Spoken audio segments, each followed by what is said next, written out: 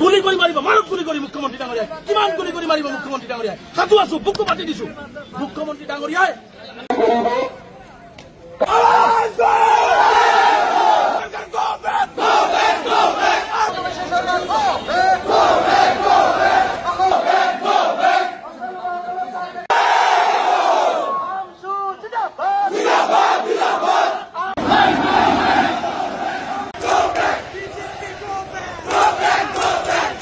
যি ধৰণে মানুহক গুলি কৰি মাৰি আছে, যি ধৰণে আত্মহত্যা কৰাবলৈ বাধ্য কৰাইছে আজি।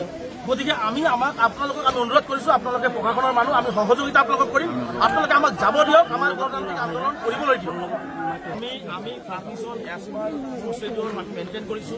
আমি চৰকাৰক জনাইছো, আমি আমাৰ ঘৰত জনোৱা দায়িত্ব, আমাৰ হৈছে জনোৱা দায়িত্ব।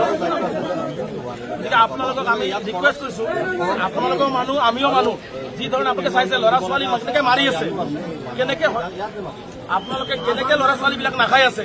গতিকে এইখিনি কথা আপোনালোকেও তাত মানুহ হিচাপে আপোনালোকে অনুভৱ কৰক। কাৰণ মুখ্যমন্ত্ৰীৰ সম্পূৰ্ণ দানৱীয় চৰিত্ৰৰে কাম কৰি আছে, আৰু কেৱল মাত্ৰ ধৰ্মীয় সংখ্যালঘু, কাৰণ এইসকল অসমীয়া মানুহ, কোনো বিদেশৰ মানুহ নহয়। গতিকে আমাক যাবলৈ দিয়ক, আমি অকণমান যাম। আমি আমাৰ ছাত্ৰ বিষয়ক আমি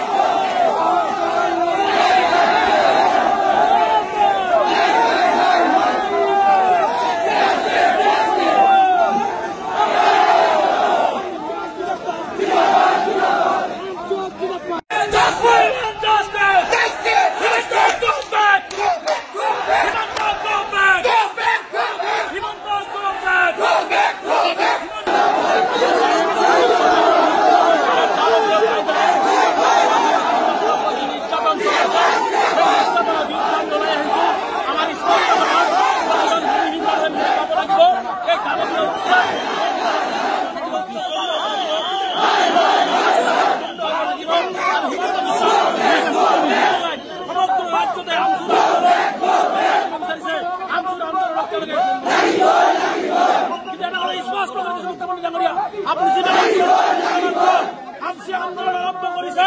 যেতিয়ালৈকে সংখ্যালঘু নহব, তেতিয়া ভয়াৱহ আন্দোলন চলি থাকিব।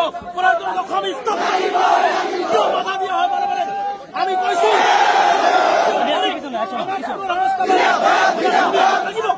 তেনে ক্ষেত্ৰত হব লাগিব, অন্যথা ভয় খাইছে, নোটিচ দিছে, মুখ্যমন্ত্ৰীয়ে ভয় খাইছে। বুঝক আৰু এই অসহায় ভূমিহীন গৰাখহনীয়াৰ কবলত পৰা ভূমিহীন মানুহক ভূমি দিয়াৰ ব্যৱস্থা গ্ৰহণ কৰক, এই দাবী উত্থাপন কৰিছো। গুলি কৰি মাৰিব, মাৰক গুলি কৰি মুখ্যমন্ত্ৰী ডাঙৰীয়াই। কিমান গুলি কৰি মাৰিব মুখ্যমন্ত্ৰী ডাঙৰীয়াই? সাজু আছো, বুকু পাতি দিছো। মুখ্যমন্ত্ৰী ডাঙৰীয়াই অন্যায় কৰা বন্ধ কৰক মানুহৰ লগত। তেওঁ মুখ্যমন্ত্ৰী হয়, ৰজা হয়, তেওঁ বেছিকে বেছি পুলিচ লগাই গুলি কৰি মাৰিব পাৰিব, কিন্তু অসমৰ ইতিহাসত সংখ্যালঘুক শেষ কৰিব নোৱাৰে। মুখ্যমন্ত্ৰীয়ে এই কথাটো মুখ্যমন্ত্ৰীয়ে জনা উচিত। গতিকে সময় থাকোতে মুখ্যমন্ত্ৰীয়ে মানুহৰ লগত মানুহৰ ব্যৱহাৰ কৰক। সংখ্যালঘু ৰাইজক মুকলিভাৱে গুলি কৰি দিয়ক, আমি বুকু পাতি দিব পাৰিম, কিন্তু এনেকুৱা অত্যাচাৰ নকৰিব। মই পুনৰবাৰ ধুবুৰীৰ পৰা মুখ্যমন্ত্ৰীক স্পষ্টভাৱে সকীয়াইছো, মুখ্যমন্ত্ৰীয়ে দানৱীয় কাণ্ডাৰ অত্যাচাৰ যদি বন্ধ নকৰে, পৰৱৰ্তী পৰ্যায়ত ভয়ংকৰ গণ আন্দোলনৰ সন্মুখীন হ'বৰ কাৰণে সাজু থাকিব। আৰু অসমবাসী সংখ্যালঘু ৰাইজক আহ্বান জনাইছো, আন্দোলন আৰম্ভ কৰিছোঁ 16 তাৰিখ 17 তাৰিখ 18 তাৰিখে দিল্লীত কৰিম তাৰপিছত অসমত আহি এই অমানৱীয় উচ্চতাৰ মুখ্যমন্ত্ৰীৰ হিটলাৰী শাসনৰ বিৰুদ্ধে এক ব্যাপক গণ আন্দোলন গঢ়ি তোলা হ'ব তাৰ বাবে যিকোনো প্ৰতিকূল পৰিস্থিতিলৈ মুখ্যমন্ত্ৰী সম্পূৰ্ণ জগৰীয়া হ'ব আৰু মুখ্যমন্ত্ৰীক মই চেলেঞ্জ কৰিছোঁ আমচুৰ আন্দোলন চলিছে আৰু ভৱিষ্যতে চলিব।